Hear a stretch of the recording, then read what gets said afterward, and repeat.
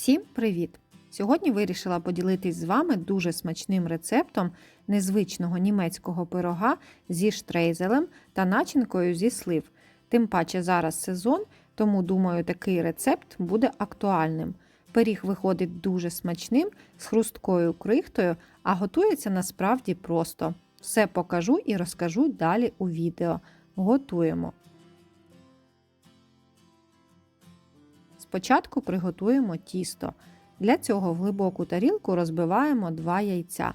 Для тіста всі продукти мають бути кімнатної температури, тому раджу підготувати інгредієнти заздалегідь.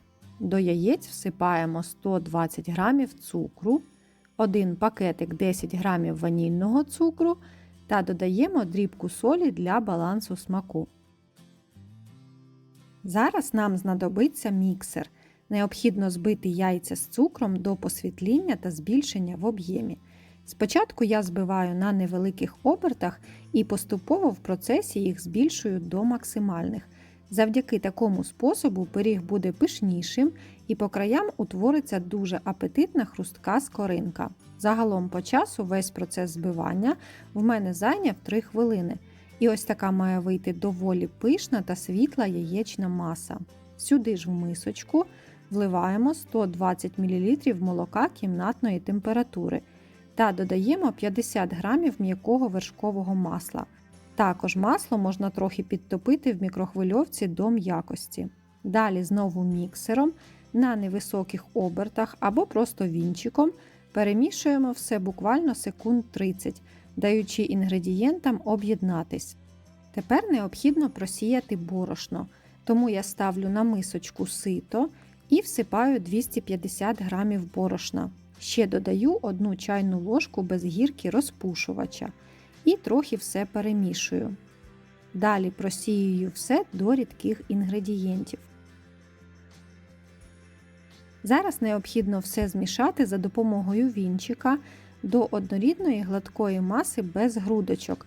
Це і буде наше тісто, а вірніше основа для пирога. Воно має вийти не надто густим і тягучим та повільно стікає з вінчика. По консистенції мені нагадує тісто для кексів чи оладок. Далі підготуємо форму для випічки. В мене кругла форма для тарта з невисокими бортиками та з'ємним дном. Її діаметр 26 см. Форма, звичайно, може бути інша, не обов'язково зі з'ємним дном, і діаметр можете взяти менший, наприклад, 22 см, але тоді з вищими бортиками. Обов'язково змащуємо дно та боки вершковим маслом, щоб пиріг легко відходив від стінок. Якщо маєте силіконову форму, тоді маслом змащувати не потрібно. Також є варіант застелити форму пергаментом, якщо ви не впевнені, що до неї нічого не пристане. Тепер у змащену форму викладаємо все тісто з миски і лопаточкою чи ложкою розподіляємо його рівномірним шаром по всій поверхні, ніби розтягуючи. Шар тіста буде не досить високим, але якщо ваша форма менша, то пиріг вийде вищим. Хоча тут буде ще 2 шари – начинка та крихта, тому пиріг буде доходити до країв. Зараз відставляємо форму з тістом поки в сторону. Далі підготуємо начинку. Для неї нам знадобляться сливи, приблизно 9-12 штук, в залежності від розміру вашої форми. Миємо їх, розрізаємо навпіл та видаляємо кісточки. Також залишу посилання зараз у верхньому правому кутку та в описі під відео на ще один пиріг зі сливами. Рекомендую його приготувати, він неймовірно смачний. Всі сливи я розрізала і тепер переходимо знову до тіста. Викладаємо кожну половинку зверху, обов'язково шкіркою донизу, а зрізом догори.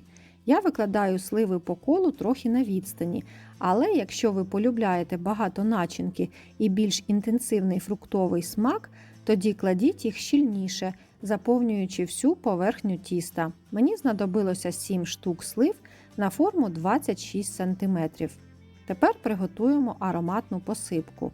Для неї нам знадобиться 40 г тростинного або звичайного цукру. До нього для аромату додаємо 1 чайну ложку кориці та перемішуємо.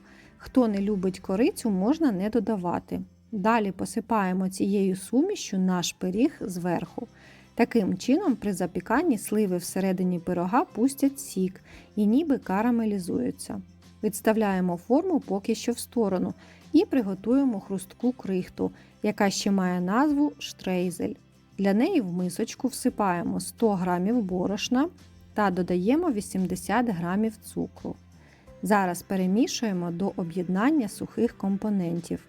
Далі додаємо сюди 80 г обов'язково холодного вершкового масла, порізаного на кубики. Починаємо перетирати масло з борошном та цукром в неоднорідну пісочну крихту. Старайтесь робити це якомога швидше, щоб масло не встигало танути від тепла рук. Якоїсь супероднорідності досягати не потрібно. Головне перетерти крупні грудочки масла до утворення пісочної крихти. Також, як варіант, масло можна натерти на крупній стороні тертки, періодично обвалюючи його в борошно. Тоді зробити з нього крихту буде простіше та трохи швидше. Тепер посипаємо нею пиріг зверху. Таким чином у нас виходить основа з тіста з соковитою сливовою начинкою посередині та хрусткою крихтою зверху. Ставимо випікатися у розігріту до 200 градусів духовку, режим верх-низ на 45-50 хвилин. Пиріг готовий. В моїй духовці він випікався 50 хвилин. Ось так він має гарно зверху зарум'янитись, скоринка має стати твердою та хрусткою.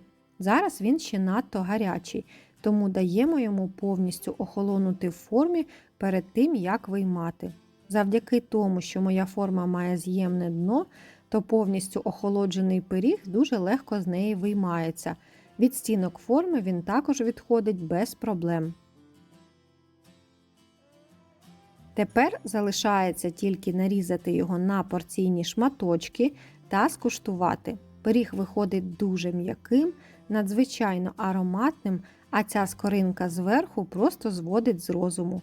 Таке поєднання – це мега смачно, на одному шматочку зупинитись важко. І звичайно, що сливи можна замінити, наприклад, на абрикоси, персики чи, можливо, навіть ваші улюблені ягоди. Буде, я впевнена, теж неймовірно смачно.